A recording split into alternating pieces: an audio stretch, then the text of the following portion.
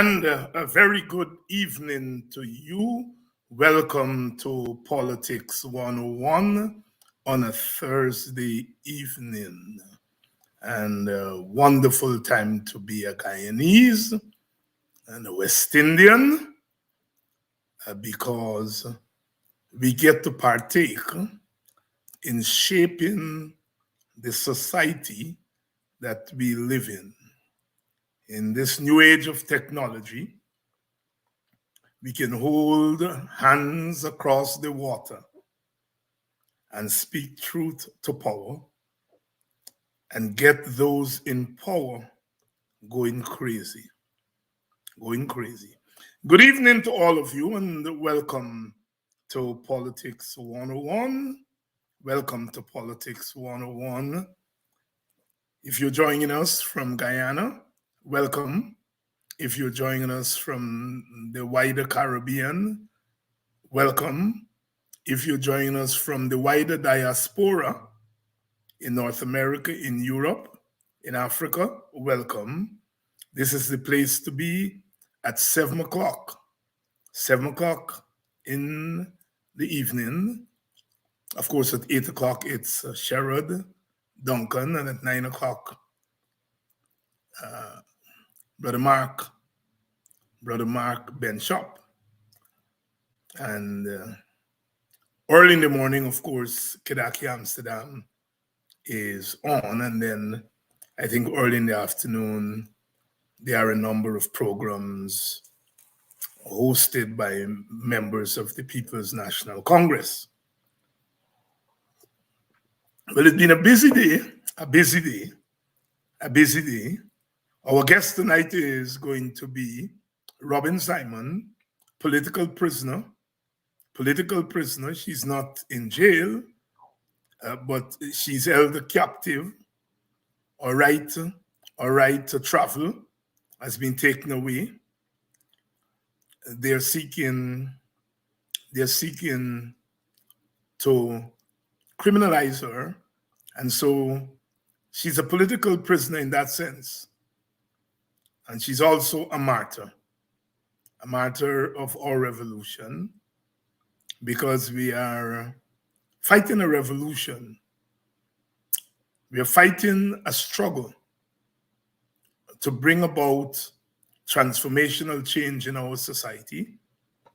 And the obstacle to that transformational change is the government that is in power, the People's Progressive Party government. They are the obstacle to economic freedom, economic development. They are the obstacle to political maturity. They're the obstacle to racial solidarity. And we cannot carry the PPP any longer on our backs.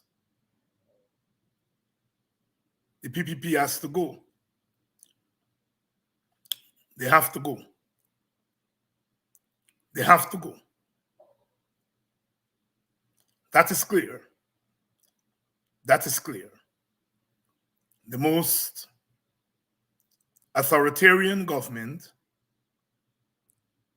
in the post-colonial history of the Caribbean, not just Guyana, the Caribbean. And we as a region have seen our fair share of authoritarianism, but this government, this PPP, takes the cake. By far the worst. By far the worst. Good evening to you. Good evening. Good evening, Linden. Good evening, Enterprise. Good evening, Port Morant. Because our struggle to free up Guyana, all Guyanese would benefit from it, regardless of political affiliation, ethnicity, all Guyanese will benefit. When we eventually get real cash transfers, not cash grants, cash transfers,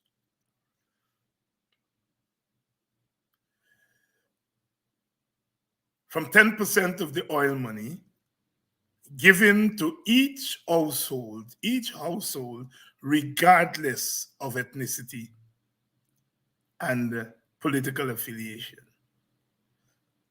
It's estimated that there are about 220,000 households in Guyana. When we get that, as I said, it's for everybody. It's for all households, regardless of whether people in the household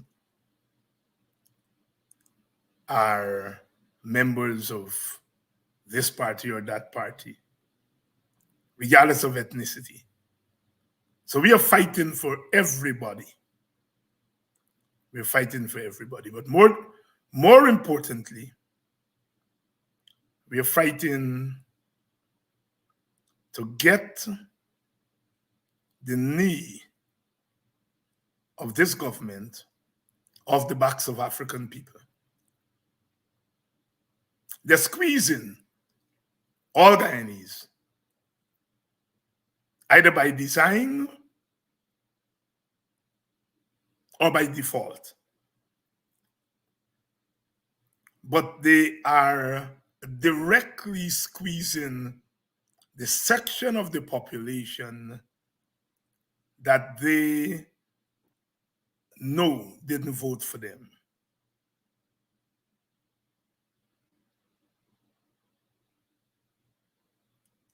They are squeezing African Guyanese, a special type of squeezing.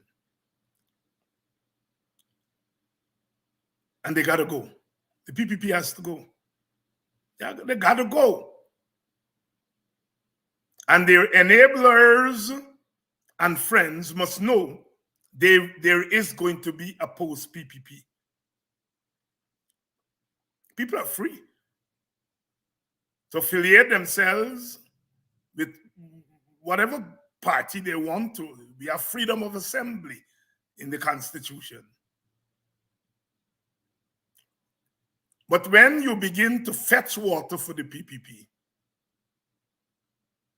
when you begin to hammer people on behalf of the PPP, that's something different. And as I said last night, the way in which they're manipulating the laws to criminalize African Guyanese and opposition people. They must remember that those laws are going to be on the book when they are in the opposition. And I don't believe in the politics of revenge. I don't.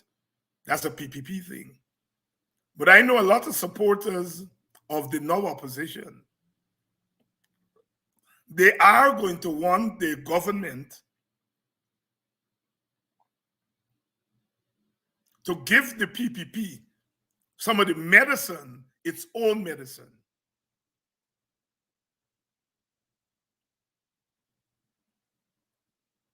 Good evening.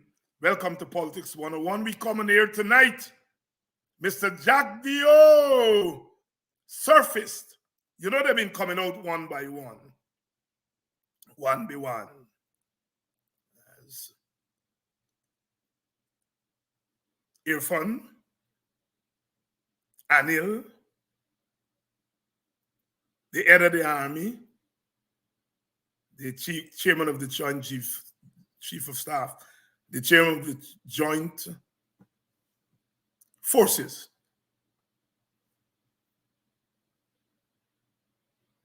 Robson Ben, Tabras. And today, Jack Dio surfaced. The man had a press conference. And some revelations were made. The man follows every episode of Politics 101. He follows everything Aubrey Norton says. He follows everything Rickford Burke says. He saw Rickford Burke in Atlanta, went to fix his camera.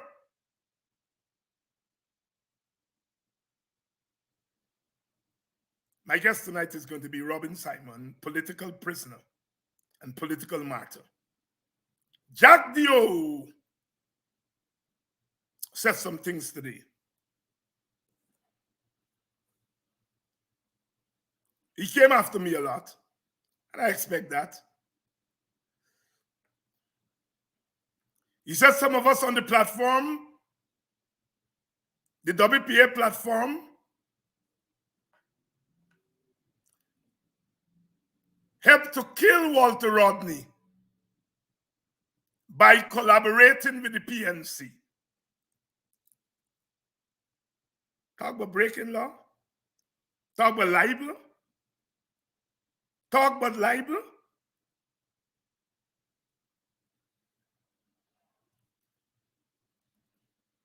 He instructed the police today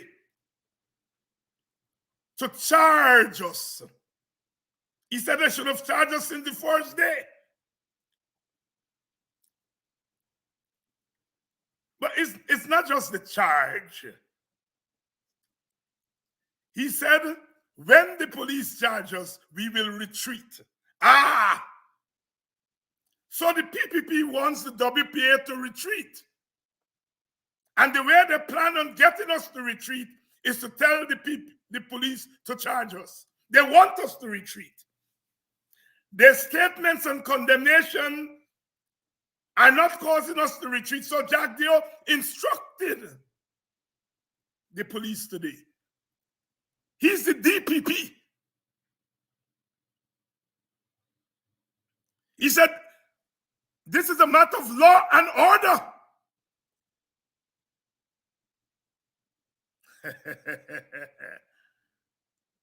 The police must lock us up. And when the police lock us up, we're going to retreat. So they want us to retreat. They can't get us to retreat. So he's instructing the police to charge us so that we will retreat. That is why we've saying all along, the PPP uses the police force to carry out its dirty work. If you want the WPA to retreat, do it on your own. If you get seed more than Ballinger, do it on your own. But you're enlisting the police.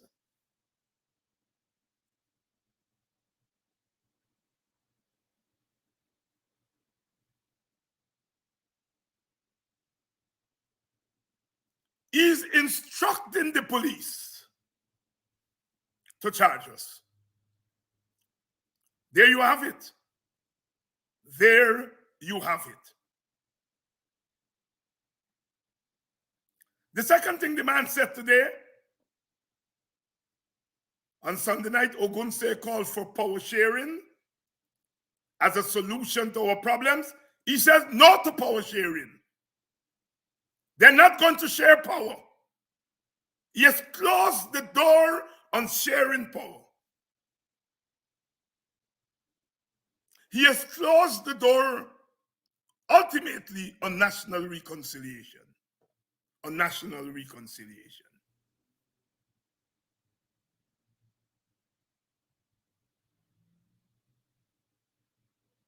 No national reconciliation, says Jacques Dio.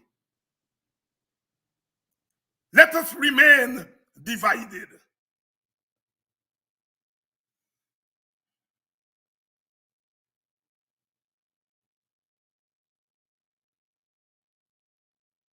Let us remain divided, says Mr. Jacques Dio. No power sharing.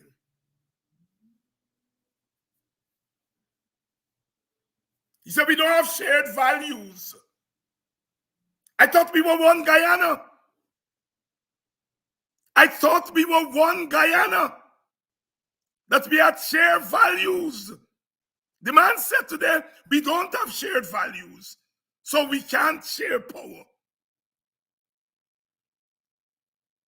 We are not one Guyana, says Jack Dew. So we can't share power. Some are aliens, intimates Mr. Jack Dew. It's only the PPP that belongs. The rest of us are aliens, Mr. Jack Dew insinuates. So we can't touch them. We are untouchables, says Mr. Jack Dew. He can't share government with us, says Mr. Jack Dew. We are untouchables. You all here? We are untouchables in our own country, says Mr. Jack Dew. Can't touch us. We don't share values. Mouth open, Tory jump out. The thing about Jack Dew is I have no doubt that he's a bright boy. I have no doubt that he's a bright boy. The problem with him is that he don't think with both sides of his brains. He said one thing A, and then he contradicts it with the other side A. We, the Guyanese people, live good together, and these people want to divide us. And then the next minute, he got to the other side of his brain and said we don't have shared values and we can't share power. If we are one Guyana, then that assumes we have shared values and that we can share Guyana's power.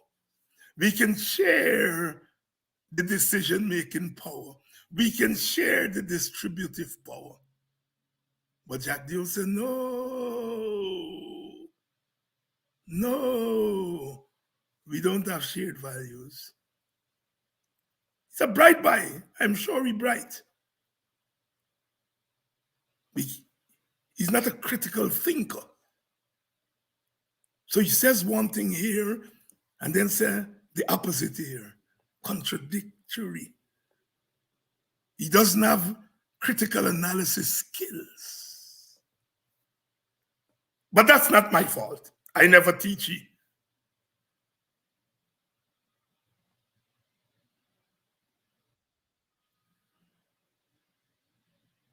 Mr. Jack Dew said that I called Gita Chandan a slave catcher, and the police should charge me for that.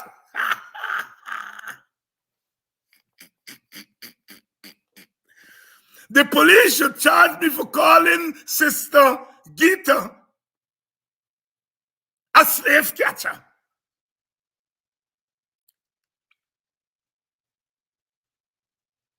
Are we going to be in jail just now, according to these people?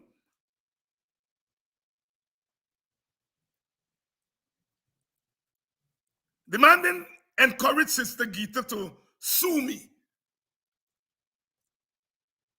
He said the police should charge me for calling Sister Gita a slave catcher. Y'all see the direction we're going in? And that is why they want us off the scene. He said, Ogunse say what he said so that we can get attention.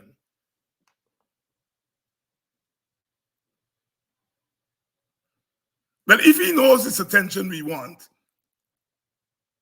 why give us it? Just leave it alone. If you are claiming WPA wants attention, so it make this statement, then don't give them the attention. You're playing into their hands, Mr. Jack Dew. But like I said, the brother doesn't have critical analysis skills. He doesn't realize that all of them are condemning us because what we said is not about attention getting, but it's about cautioning the government. Government don't like to be cautioned.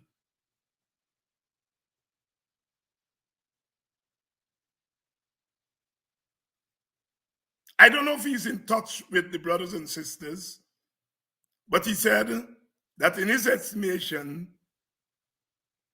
the 4 comrades from the PNC that made the statement, they did it to get at Aubrey Norton. The man carry on. But I said to Jack Dio, Mr. Jack Dio, one black man and frighten you. One black man who is not a loyal Kikuyu. One black man who is not a slave catcher. One black man who is not a house slave. You can charge me for saying that.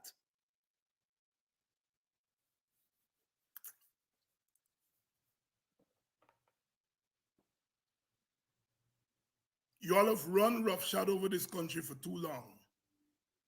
And you all have gotten comfortable with it. Comfortable.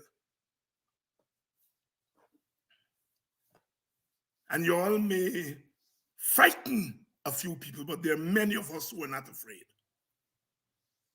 Good evening, welcome to Politics 101. We have one of the political prisoners on tonight, Sister Robin Simon. Political prisoner, political martyr, and she's on tonight. We're not going to be talking about the case because they said when the case is before the court, you can't talk about it, sub judice. But we are going to be talking about the politics that has led to this woman being charged. Like just said it today. This is a law and order matter. The police must move swiftly and charge these people, instructing the police to charge them. And he knows that when the police charge us, we will retreat. So the objective is to get us to retreat. Jadio, you know where to get off. You know where to get off. Retreat? To go where? You know where you're playing with? You're playing with a country of people who have endured enslavement, indentureship, and other forms of oppression and have overcome it. And we're going to overcome you all.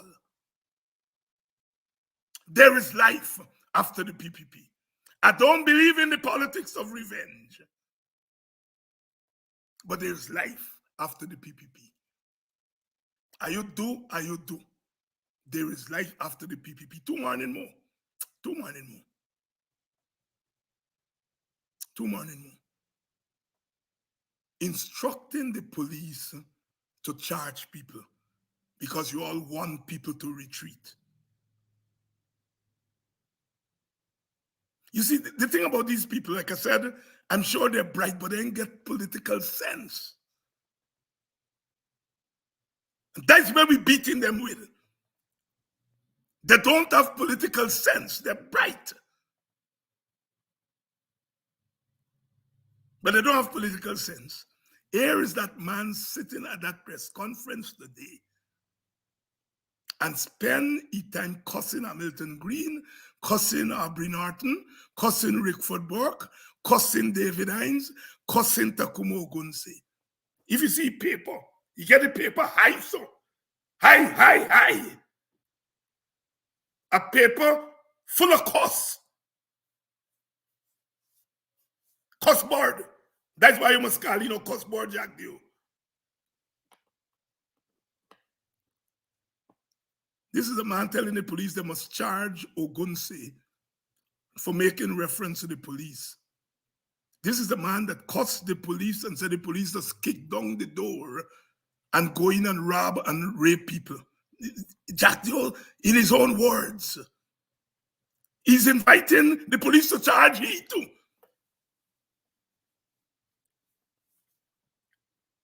Those who are condemning Ogunse, they forget Jack Dio said that. The police are kicked down the door bandits.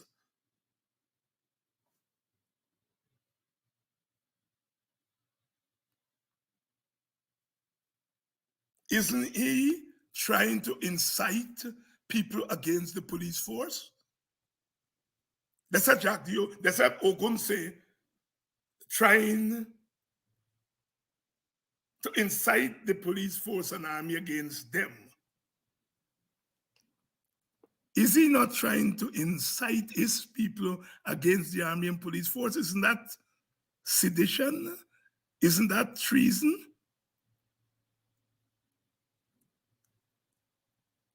And all those who washing them out from the WPA, they didn't wash them out from Jack Dio, who told these people, chase the elected president, chase the elected prime minister. Is he not inciting disorder? Was he not? But good for the goose and good for the gander. Pat, I tell canary, he bottom black. That man, like Gosso. You wonder sometimes, Awada. When I listen to the man today, I'm like, Awada.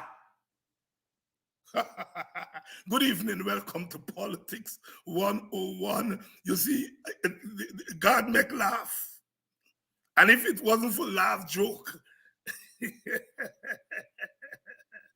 if we didn't have the ability to laugh, we'd be in serious problems in Guyana. The atrocities, the verbal verbiage, the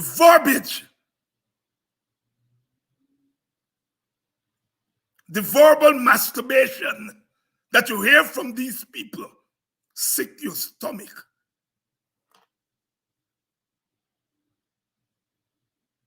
Good evening and welcome to Politics 101. My guest is here. Let's bring her in. Good evening, Sister Robin. You have to unmute yourself. Good evening, Dr. Ains and all our wonderful viewers. Good evening. I've been saying over and over almost every night on this program that I frequented Golden Grove after Quindon Bacchus was murdered by the state, and that you were the spearhead of certainly one of them. And all I saw you doing was organizing events. You're organizing vigils. You were organizing prayer meetings. You were organizing for people to be fed. You were organizing concerts. And the government has charged you with terrorism. The work that you have been doing to draw attention to an atrocity, that work has now made you a terrorist. And I think it's the worst curse that one can get from a government.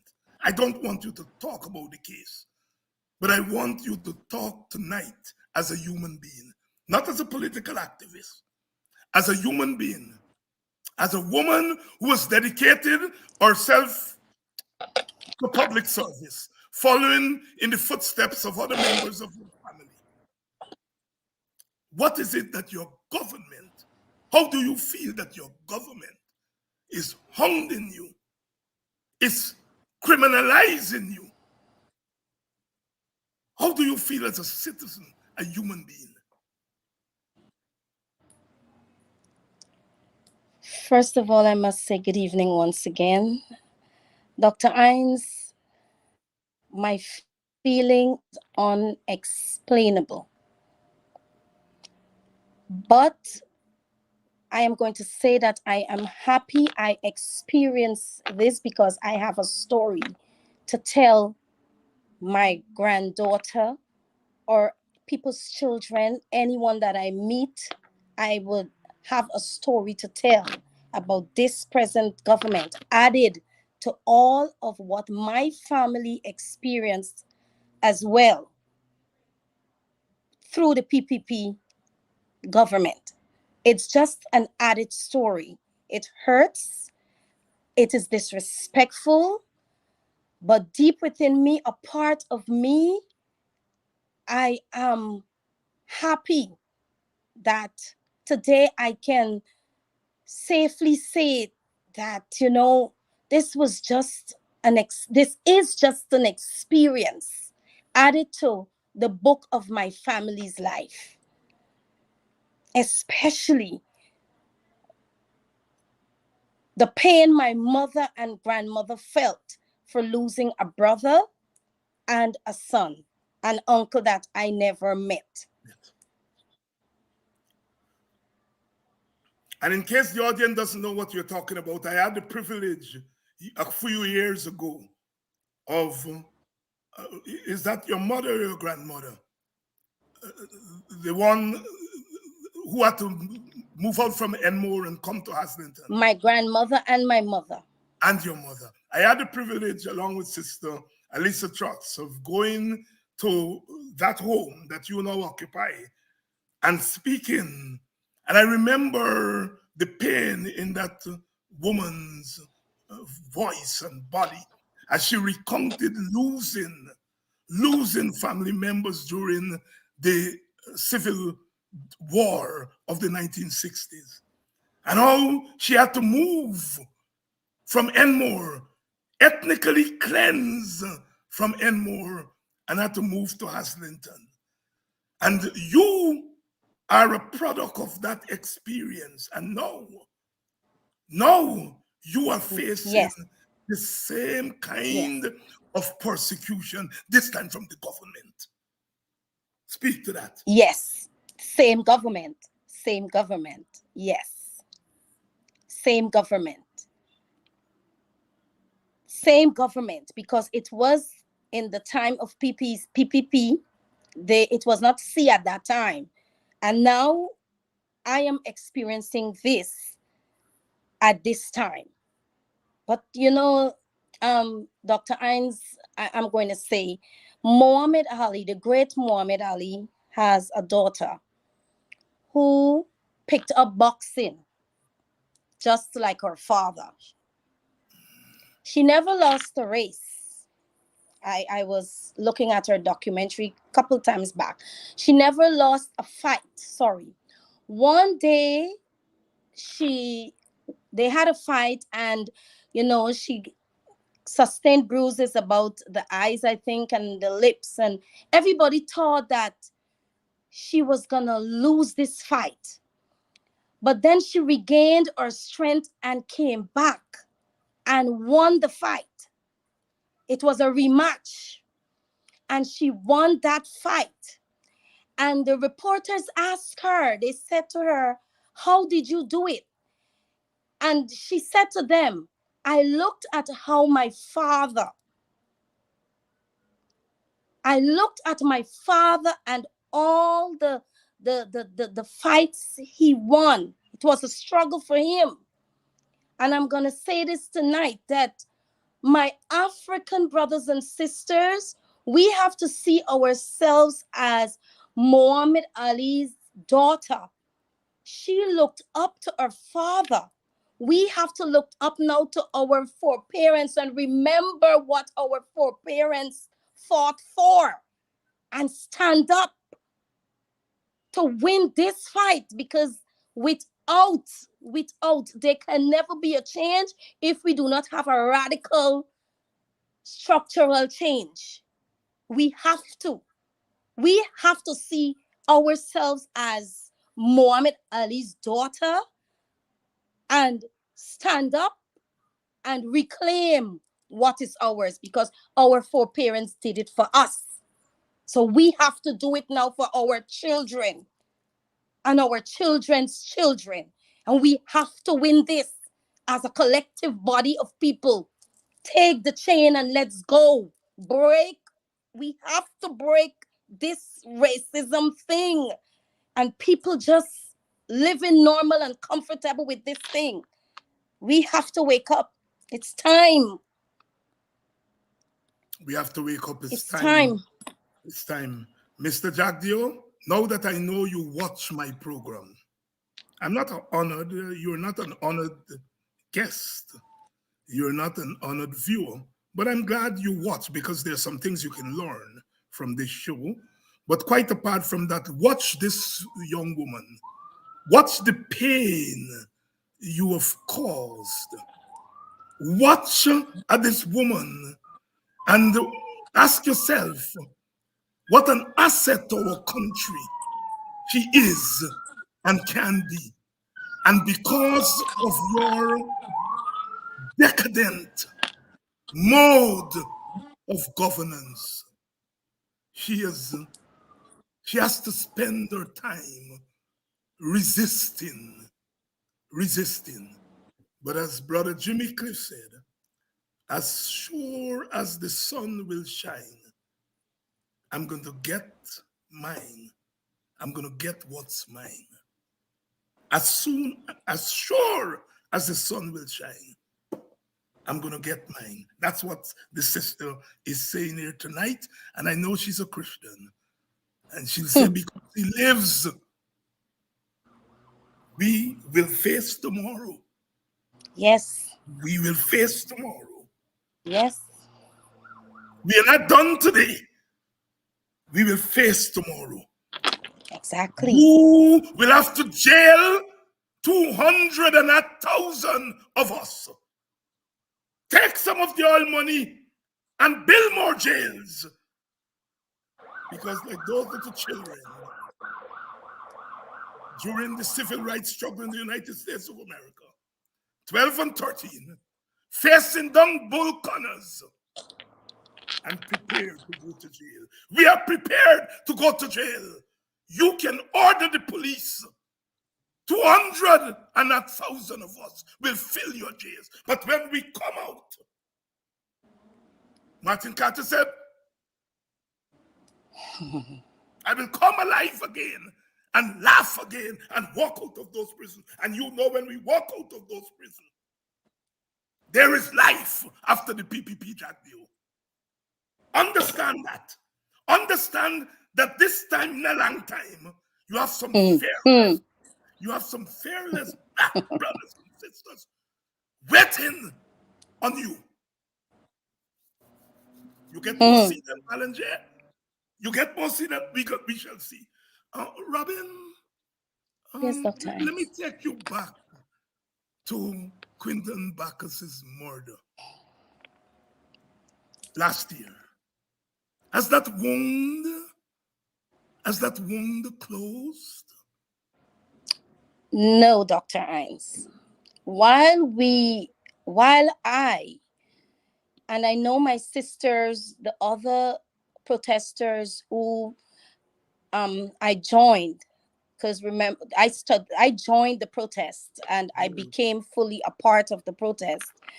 It hasn't, the wound hasn't healed. And now, even worse, it's like a constant reminder, because it's as though you everywhere you turn, it's Quindon Bacchus's case.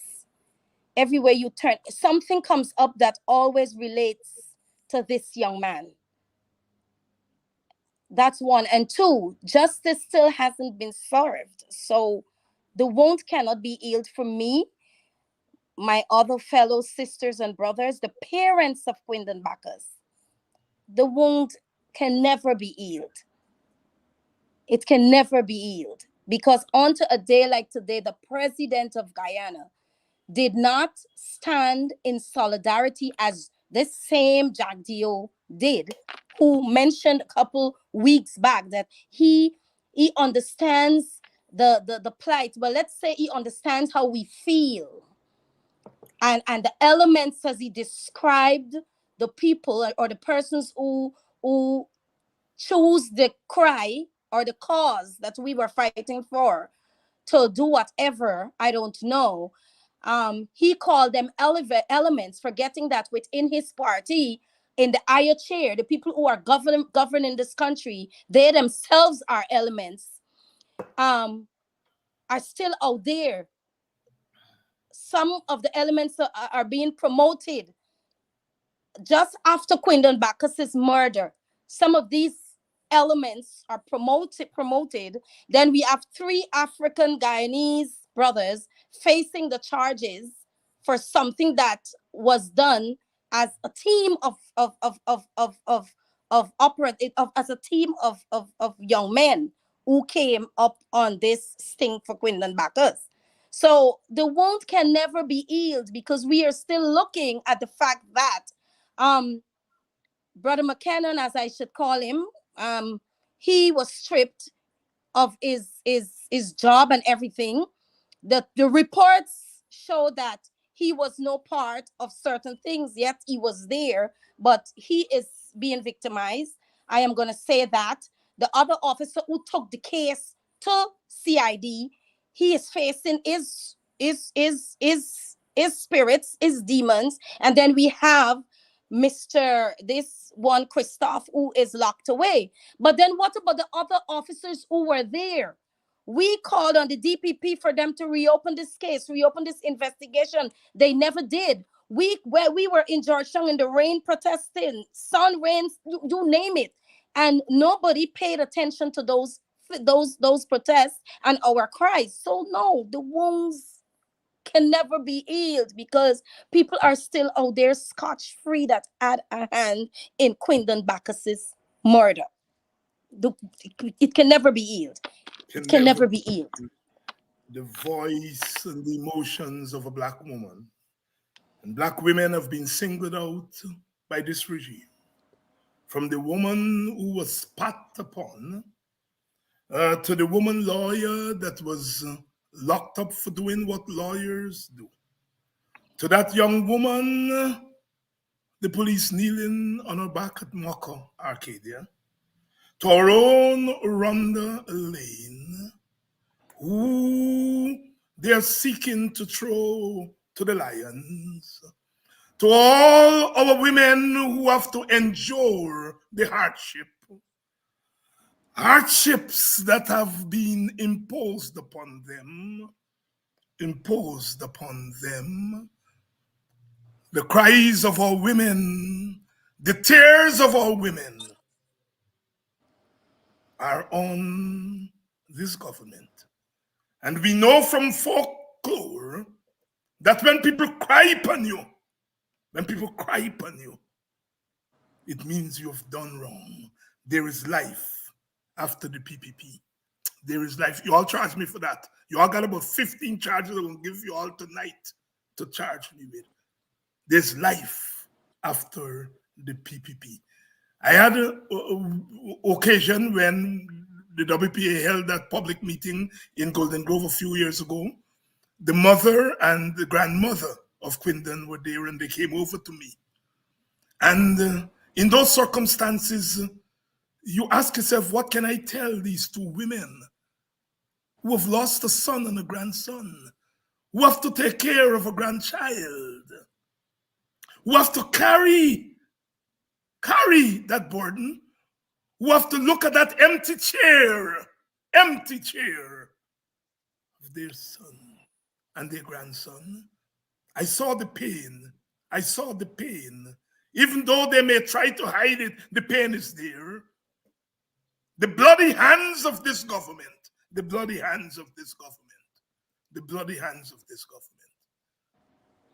Sister Robin, you were charged. You passed through court. I was out there that morning when you came out, and you came over and you hugged all of us. And I can feel the determination in you to make a difference.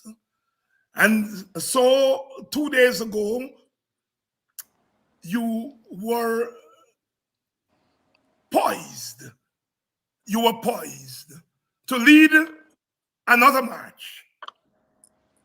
And you all applied to the police for permission, and they denied permission. Oh, in a democracy, You deny your people the right to march, and you call yourself a democracy. But more than that, you assassinated Quindon Bacchus one more time by denying his people the right to march. You slapped another round of charges against Robin Simon and the 12 or 13 brothers by denying them the right to march. Why do you fear the shuffling feet of African people in Guyana? Why do you fear the shuffling feet on the earth in which our foreparents' blood and bones are crushed? Why do you fear our shuffling feet? Robin, why do Yes, they sir. fear our shuffling feet? Because they honestly know that with togetherness we have strength. They honestly know that they are not ready to eat the piece of cake that they are trying to cut. You know, they did not pause me. When I took the letter there, although they denied the march, that denial of the march was just proof of what we're dealing with. Mhm. It's an added piece of evidence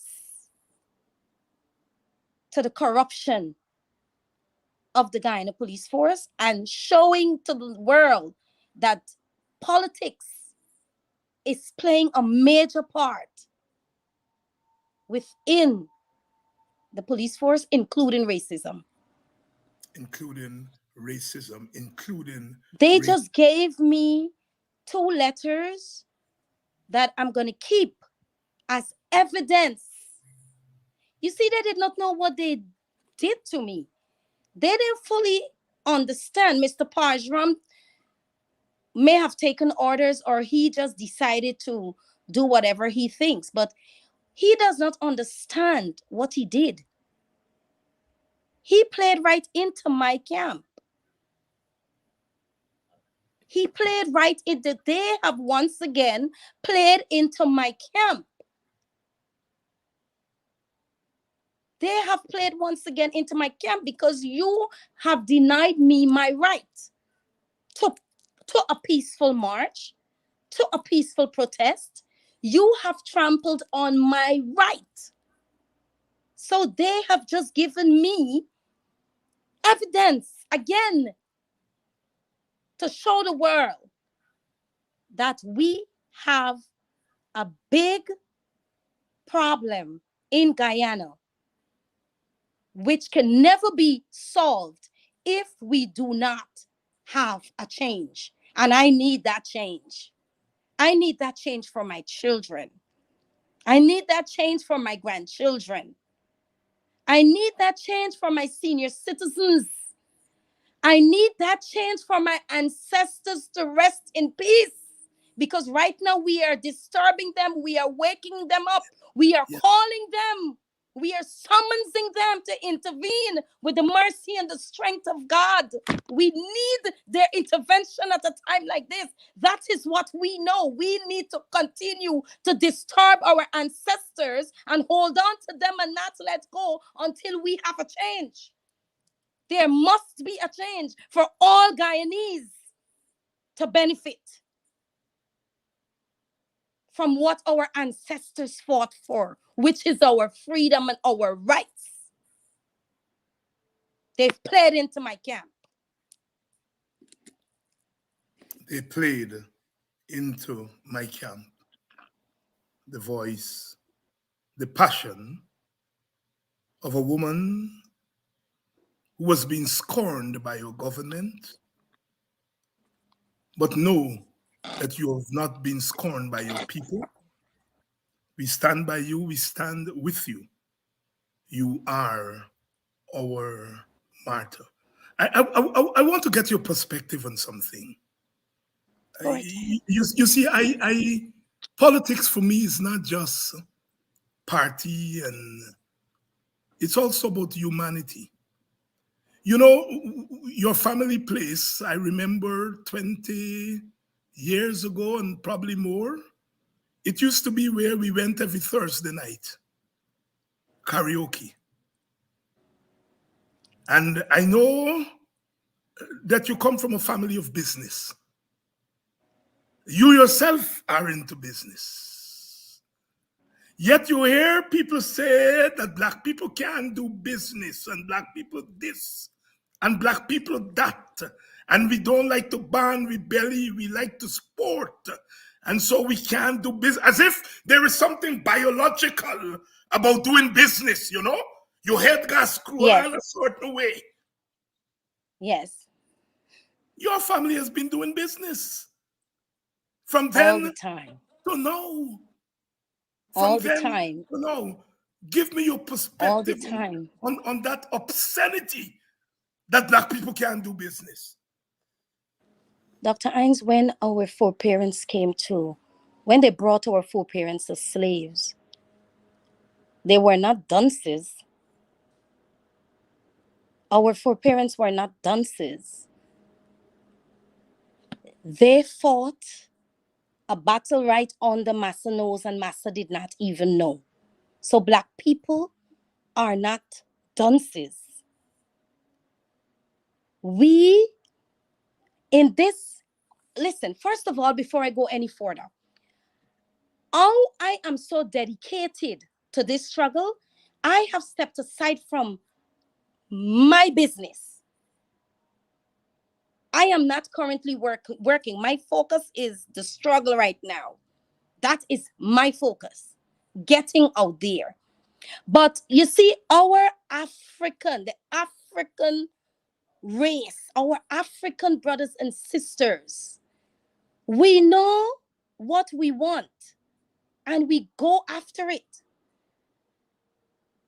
Some of us may be a little slow on our achievements, but when it comes to this all creating of business and working on growth for our people, we do not have the chance like other races do. We do not have the chance. We do not have the opportunity like other races do, because our forefathers and our foreparents and some of our ancestors and our seniors, our senior citizens, some of them had to work, forget about schooling, so that they can help to provide. Because you know what? Our foreparents were not paid. They were slaves. They were not paid. So it's not that riches came directly from the slaves that came, especially Guyana. I'm talking about my Guyanese culture here right now. Our people were not paid. They were slaves. And some of our seniors did not get a chance to be educated because they have to work and they had to work. That was taken away from them.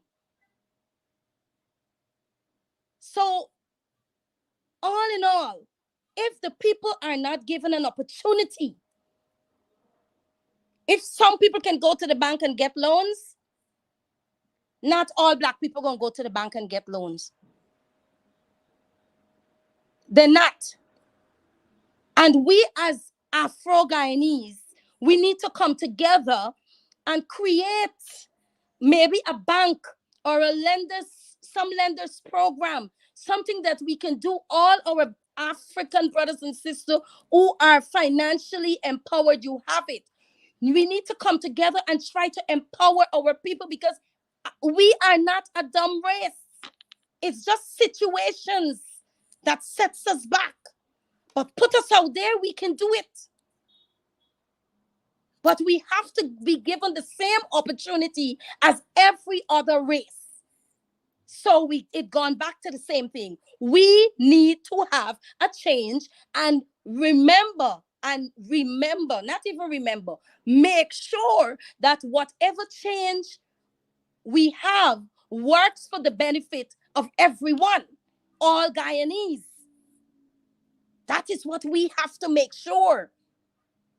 We have to make sure that the change works for all Guyanese, because that is the way we all should be living in the first place. We have so many business ideas and business plans and things that we all can do, but some of us do not have the capital to start it. And they do not have anyone they can go to, who they can rely on, who they can come to with a plan and say, this is what I want to do. And then we can be guided on it. We do not have that set up for our African brothers and sisters. We do not have it. So we are deemed as hooligans and thugs and monkeys and hungry belly dogs and slaves, which they're going to call us, and niggers and all of that, because we are not in the position to do certain things. The passionate voice there of Robin Simon. Good evening to all the family. I see Dr. Karen Elliott on. I see the Peterkins on. Good evening to you. Good evening to the people of Golden Grove, Haslington, Nabaklis. The profound points made here tonight are in order. When independence came, our people had to go and guard our borders. When independence came, our people had to keep the peace in the police force. When independence came, our people had to teach the nation's children.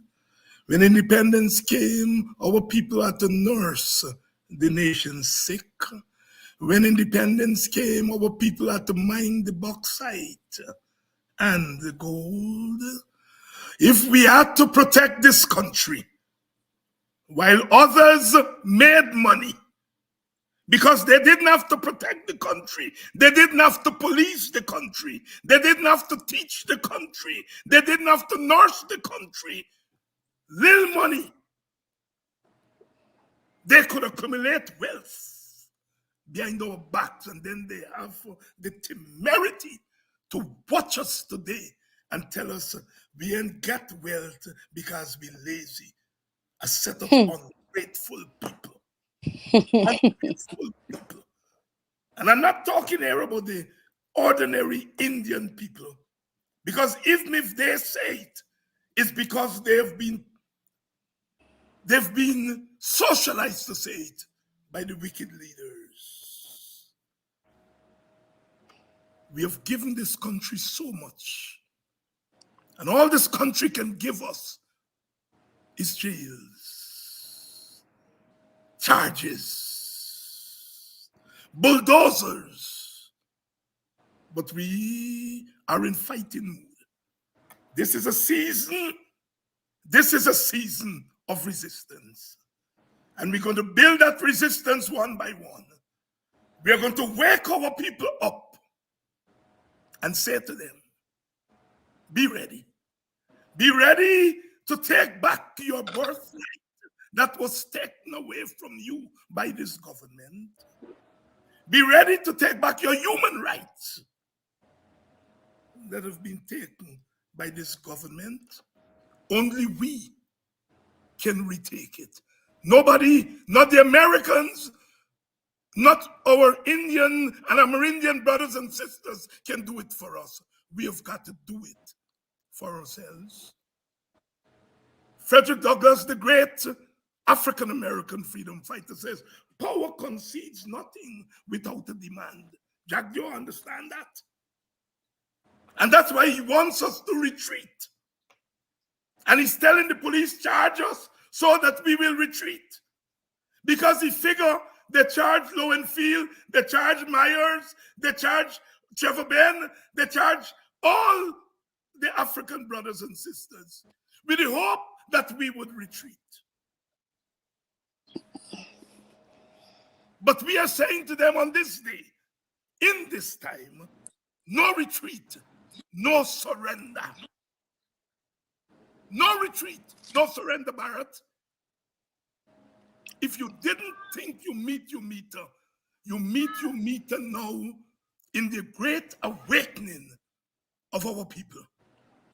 The great awakening of our people. The great awakening of our people. Sister Robin, Yes, Dr. Hines. women have been singled out.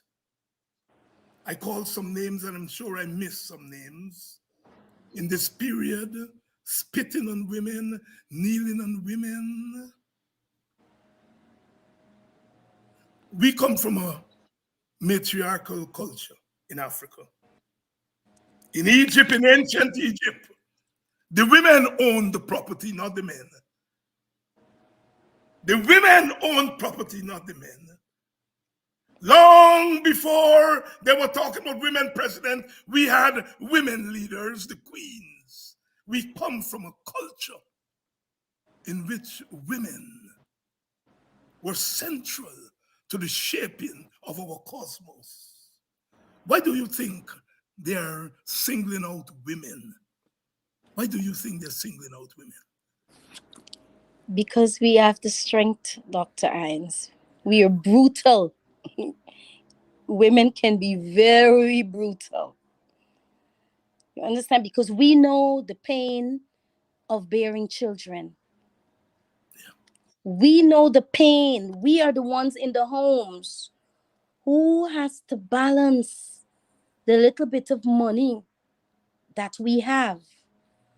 We know what the child or our children, when they look up to us, fathers may have left the house to go to work, pay mothers may become single mothers, and all of the whole cries of this nation.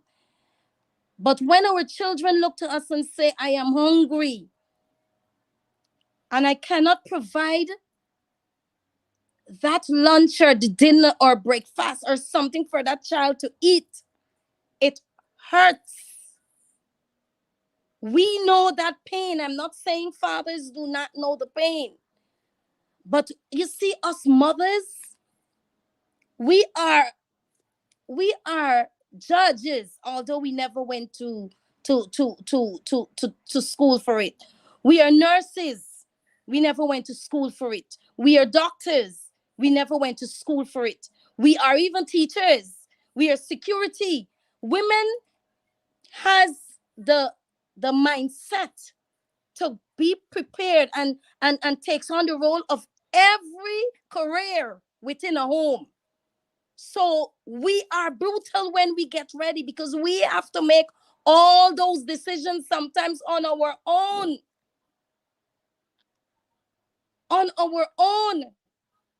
So when women are tired and women don't want to see certain things and we start to cry and we begin to cry, the cry of a mother is one of the hardest things that anyone can experience. And I have experienced it because I have done so, I have been in so many places, charity work along the way. I have done so much. And I have seen the cry of women. So they have to single us out because they have to single us out because they want to silence us. They know if we come out and we say justice, the men are going to stand behind us to support us. So they want to silence us. So you know what? We're going to pick up each and every one of them. But if another sister gets picked up, I am trusting in God that whenever she comes out just like me, she is going to be even stronger than when she would have been arrested or they label her a terrorist. Right now, I am wonderful and I am happy and I am proud to know that I lend my voice for Quindon Bacchus. And if I had to do it again, Dr. Hines, I will definitely do it again. I will definitely do it again. It's time more women come to front because we are the ones who will have to lead this struggle and let our men be our support. It's time we wake up and smell the fresh air of change that is coming, because we have to make sure that our children are provided for. Because when we would have been called to a great beyond, we must not have to worry about our children. We must know, we must die in peace, knowing that our children are okay because we fought for that. Our forefathers fought for us and we have to fight for them. So Woman they have hold, to single us out. yes, woman hold her head and cry, for her son has been shot down in the street and died, all because of the system. Johnny was a good man. Quindon Bacchus, Orrin Boston, the Henry Boys, Peter Headley, and all the other names that have not floated up to the top. They were snatched away by the system. We've got to change the system. We've got to change the Yes, system. yes, we do. Fundamental transformation is what we need. And we need more soldiers. We need more soldiers to come out in the open. Some of us will have to fight in the shadows, Yes, but some of us and more of us must come into the open. How has the support been coming your way since they have made you into a martyr? every day, Dr. Hines, every day it's a prayer, it's a word of encouragement. It's it's like God has, like it's as though God is repaying me for my tears. He is blessing me every day with bountiful of prayers and strength, added strength that has been given to me, whether I am outside, on the phone, in my inbox. Um, I every day, every second of the day that I turn, more and more of my brothers and sisters, they're reaching out.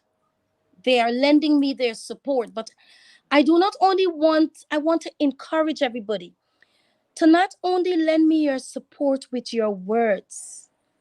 Those of you who are in Guyana currently, I want to borrow your two legs as well and your voices.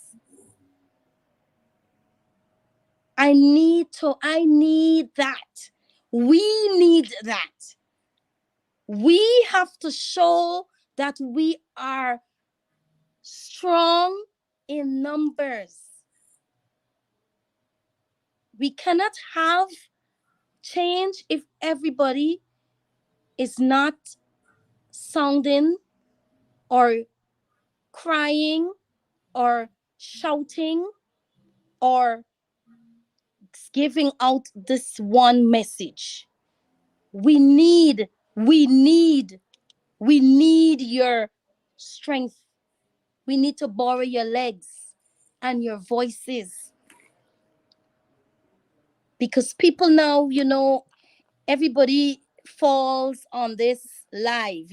Everybody now most people now are protesting on the live, on the when you go live on the protest.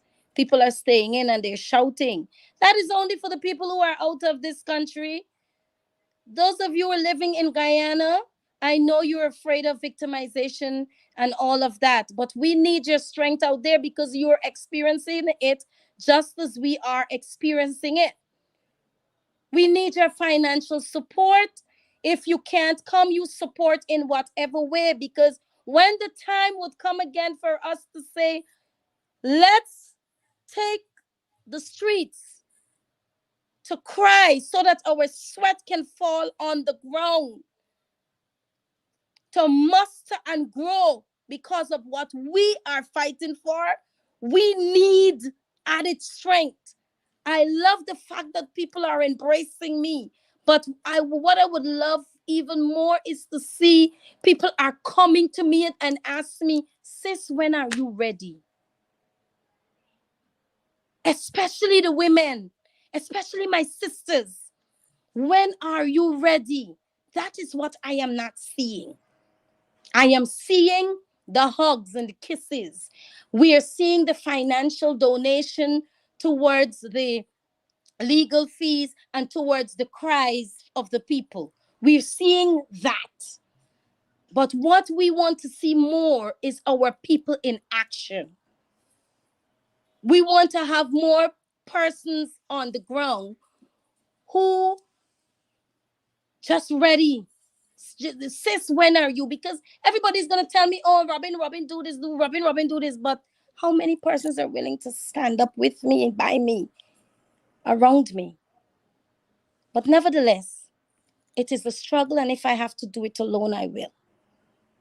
That's the voice of a strong woman, a woman of conviction, and she's making the call to translate our goodwill, to translate our indignation into action. I'm using our words here, into action.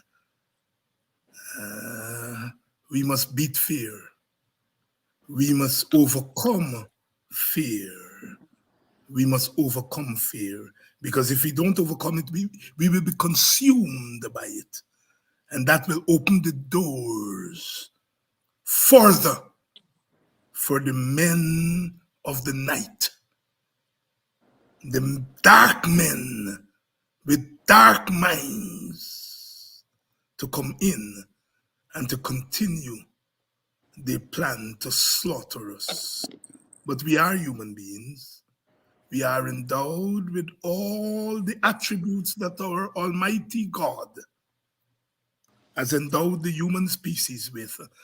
We are endowed with all the attributes that our ancestors who walked this earth at one point or the other have left behind for us. We are Haiti, we are Zulu. We are Haitians, we are Fulani. We are Guyanese, and we are Igbo and Yoruba. Calling all them Zulu, calling all them Igbos. It's time to take your stance and be ready to make your own sacrifice for your own Yes, freedom, we for have your to. own freedom. Sister Robin, closing Yes. thoughts, closing thoughts. What we have to remember, the story of the Good Samaritan. While we while we as a people will try to help each other along the way, we cannot always rely on individual assistance. We have to come together in order to be more helpful to all our people. We have to understand that there is no excuse. Don't tell me that you're afraid. You're afraid to come out? Put on a mask. COVID is still active in Guyana. Put on a mask. Put on a hat if that is how you have to come out. If that is how you have to stand. You cannot continue to say that you're afraid, because we're not going to always have somebody to render individual assistance to you, to me. If we do not create a body and create a network, if we do not come together as one big satellite field to demand what we deserve, then we are nowhere. We will continue to be below every other race. And I'm talking to us Afro-Guyanese, my fellow Africans. We cannot always assist individuals one by one. Okay, I'm going to go out and fight, and then I'm going to come back and give you, and one by one. We have to do it together. It is unfair. It is unfair to know that our people are suffering. Oh, yes, we know that all over the world, cost of living, everything is high, everything gone up. But this oil rich country of ours, Guyana, still our people suffering? Still? No. So we have to do something about that. Structural change. And Structural. we have to do it now. This is the time. We have to do it for all the races of this country. Some ain't gonna enjoy and some ain't gonna do it. Some ain't gonna get, and some the friends and cronies of the government is not gonna enjoy bacon and egg, while our people just eating bare tennis roll with not even a little bit of butter and water. I am saying enough is enough, and we are demanding a change. And if we have to do it, let's do it. But we can only do it with the strength, and people stop selling out each other. We have a problem, Dr. Hines. We have a problem. We are experiencing a problem, a very serious problem. Don't know who to trust anymore. Yeah. But we are going to flush out those persons who are undermining us one by one. Enough is enough. That is all I have to say. Enough is enough, Sister Robin. Thank you so much for coming on tonight and sharing your wisdom with us, sharing your emotions with us, because you spoke not just with your voice, you spoke with that inner spirit tonight, and I can feel it in my bones. And lots of the viewers here, by their comments, have felt the feeling. You know, the mighty shadows say, feeling the feeling. You're feeling the feeling, and we are a feeling people, and we have felt the vibes coming from you. Thank you so much. And Thank you too for having me. I shall be having you back sooner rather than later. And to your audience, what can I say? You've been there with us from day one, and you continue to be with us. You are respectful people. You don't curse people and tell them about their hungry belly. They come on here and they try to taunt you, but you all have been disciplined. Not only do we want to change the government and to have a government that is responsive to all the people, but we want our people, our African people, our opposition supporters, to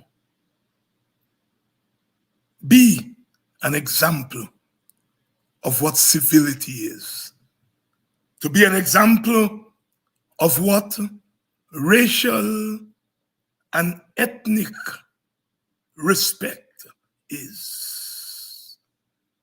We want to be an example of what it is to be human. How many times have we died? We died on the shores of Africa. We died on the plantations of the master. We died in our villages when they flooded our villages. We died at independence with Burnham and Jagan. How many times can we die? We have learned to die and to rise from the dead.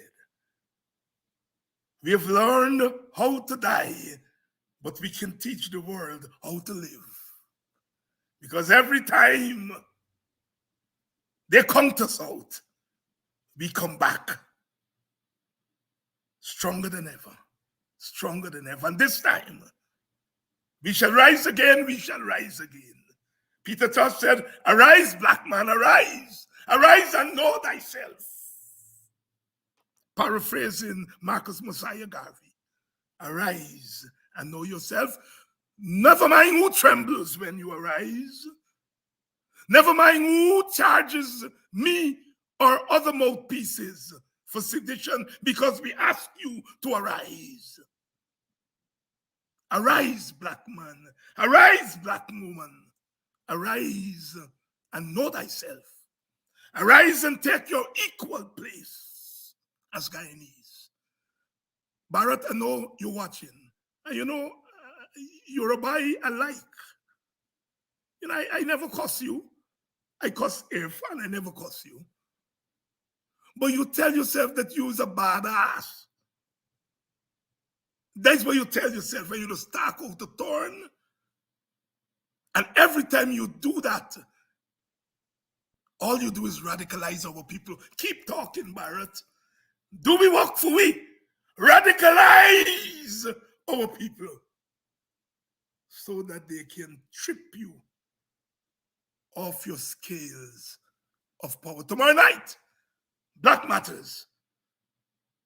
I think Ogunse is going to be here tomorrow night.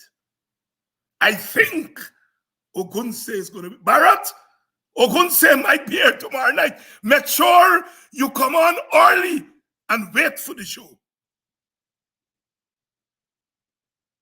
Tomorrow night, we shall be here again. We shall be here. We shall be here to keep ponging them, pushing them till they fall on their own. They have children in the audience. I will say no more.